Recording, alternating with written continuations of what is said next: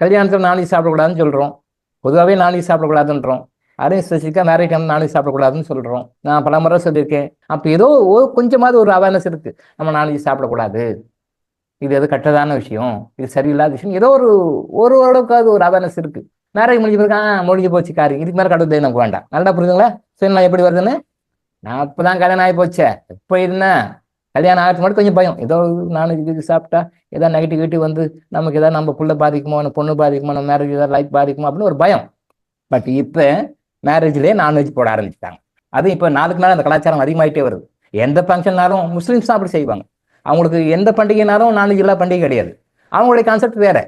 இவங்க என்ன பண்ணுறாங்க, இவங்களும் அதே மாதிரி நான்வெஜ் எல்லாத்துலேயும் நான்வெஜ், எந்த ஃபங்க்ஷனாலும் நான்வெஜ் கொடுக்க ஆரம்பிச்சிட்டாங்க. வெஜ்ஜை குட் பை சொல்லிட்டு நான்வெஜ் கொண்டு வந்துட்டாங்க. அப்போது ஒரு மேரேஜுக்கு போயிருந்த போது கிட்டத்தட்ட வெள்ளிக்கிழமை ரிசப்ஷன் நடக்குது. அந்த வெள்ளிக்கிழமை ரிசப்ஷனில் கிட்டத்தட்ட ரொம்ப பெரிய கூட்டம், ஒரு பெரிய விஐபியினுடைய மேரேஜ். அது நான்வெஜ்ஜுக்கு ஒரு குரூப்பு, வெஜ்ஜுக்கு ஒரு குரூப்பு. அப்போ என் பக்கத்தில் வந்து உட்காந்து ஒரு முஸ்லீம் ஃபேமிலி வந்தாங்க. முஸ்லீம் ஃபேமிலி வந்து என் பக்கத்தில் உட்காந்து, சார் நான் பரவாயில்ல, நான் வெஜிடேரியன் பார்ட்டி, பட் பக்கா ஆர்த்தடாக்ஸ் முஸ்லீம்ஸ் அந்த ஃபேமிலி வந்து வெஜ்ஜு சாப்பிட்றாங்க. ஓகே அப்படின்னு சாப்பிட்டு முடிச்சுட்டு அந்த பக்கம் போனேன். அந்த பக்கம் உள்ளே போனால் ஒரு 1000 பேர் சாப்பிட்ருக்காங்கன்னு வச்சுக்கோங்களேன்.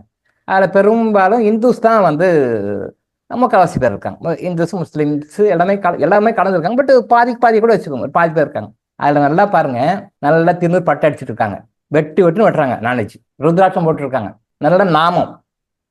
வெள்ளிக்கிழமை நைட்டு ரிசப்ஷனில் பொதுவாகவே நான்வெஜ் சாப்பிடக்கூடாது, அதுலேயும் வெள்ளிக்கிழமை சாப்பிடக்கூடாது. அப்படியே சாப்பிட்டா நைட்டில் சாப்பிடக்கூடாது. எனக்கு மனசு வருத்தமான விஷயம் என்னன்னா, நாமத்தை போட்டுக்கிட்டு, ஐயங்கார் நாமம் போட்டுக்கிட்டு, வடகலை நாமம் போட்டுக்கிட்டு சாப்பிட்டுருக்கிறார் நான்வெஜ் பார்க்குறேன் சென்னை கிண்டியில்.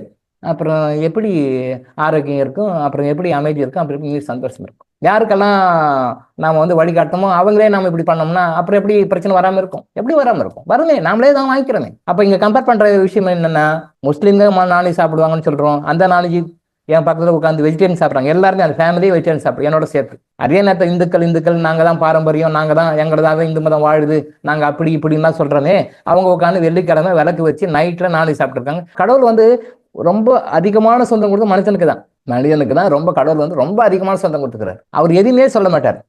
நீ நல்லா சுகப்படுறியான்னு நீயே டிசைட் பண்ணிக்கோ, நீ கஷ்டப்படுற நீயே டிசைட் பண்ணிக்கோ. இந்த அதிகபட்சமான சுதந்திரம் தான் மனிதன் கஷ்டப்படுவதற்கான காரணங்கள்ல முக்கியமான காரணமாக இருக்கிறது.